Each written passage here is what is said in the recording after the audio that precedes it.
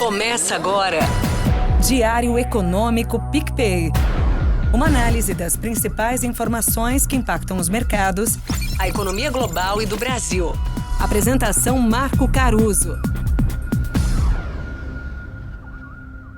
Olá pessoal, tudo bem? Hoje é terça, 26 de setembro de 2023 e esse é o seu Diário Econômico. A semana começou com aquele azedume que tem marcado os mercados desde agosto.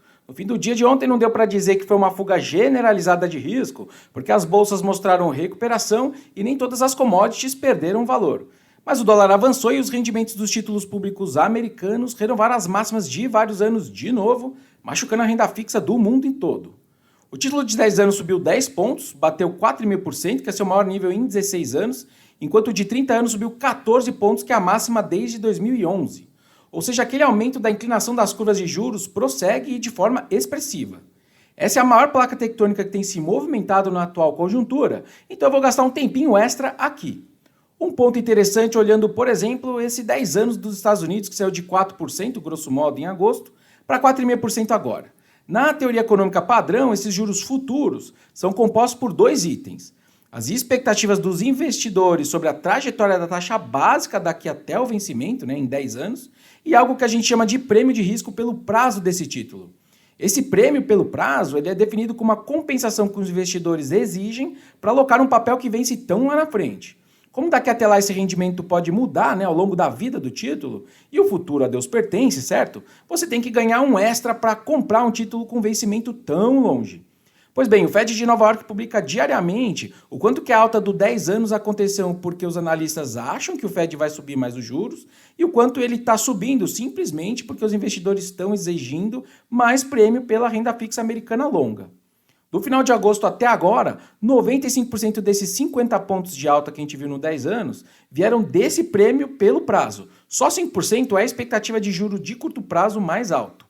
Essa distinção é importante porque vários jornais estão dizendo que o juro futuro está subindo pela narrativa de juros mais altos por mais tempo dos BCs. Pode ser isso também, mas me parece que tem coisa maior acontecendo aqui. Historicamente, o prêmio sobe por dois motivos: alterações nas percepções de risco pelos títulos de longo prazo e também por alterações na procura desses títulos específicos, versus a sua oferta. E aí tem vários suspeitos potenciais.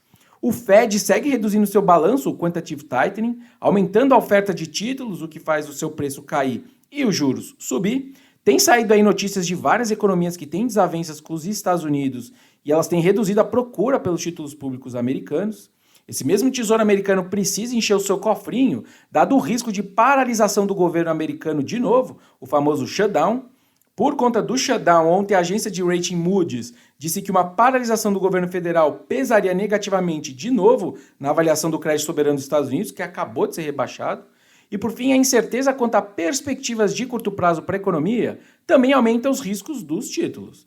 As pesquisas mostram, por exemplo, que os prêmios por prazo tendem a aumentar em recessões, porque, por exemplo, os BCs poderiam ser pressionados a cortar juros mesmo com a inflação alta, e também aumenta em períodos em que há maior desacordo entre os analistas econômicos sobre o cenário.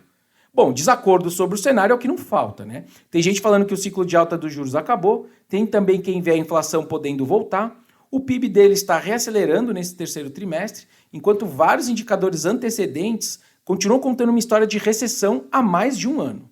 Dentro das próprias projeções de juros longo do Fed, publicadas semana passada, abriu ali uma boca de jacaré expressiva entre as estimativas de cada diretor e corpo técnico. A consequência para o Brasil é uma maior seletividade dos investidores lá de fora, com curvas de juros mais inclinadas para cima, e isso aumentando, pressão sobre o câmbio para cima e também sobre as ações de empresas mais arriscadas principalmente. Aí sobre isso, vale só ter uma clareza aqui, é que como a nossa bolsa tem um peso grande sobre setores ali da velha economia, tipo commodities e bancos, talvez o estrago relativo seja menor do que aquelas bolsas que têm muita tecnologia. Enfim, olhando para o dia, o Brasil tem dois grandes destaques: a ata da reunião do Copom da semana passada e o IPCA 15 de setembro. O comunicado do BC semana passada teve um tom mais austero, mas tem existido uma divergência entre os comunicados e as atas, que têm vindo mais brandas. Vamos ver se isso acontece de novo. E sobre o IPCA 15, a gente tem números mais baixos que o consenso, como eu disse ontem, mas a gente sabe dos riscos aí para cima que podem vir de dois itens que são bem voláteis, que é passagem aérea e combustíveis. De qualquer forma, os núcleos têm surpreendido positivamente em termos de menos inflação, e eles são, por construção, mais inerciais, o que abre espaço para um qualitativo positivo de novo. Vamos ver. Bom dia, bons negócios e sorte sempre. Você ouviu? Diário Econômico PicPay. Uma análise das principais informações que impactam os mercados, A economia global e do Brasil. de segunda a sexta, às 6 da manhã, no Spotify e YouTube.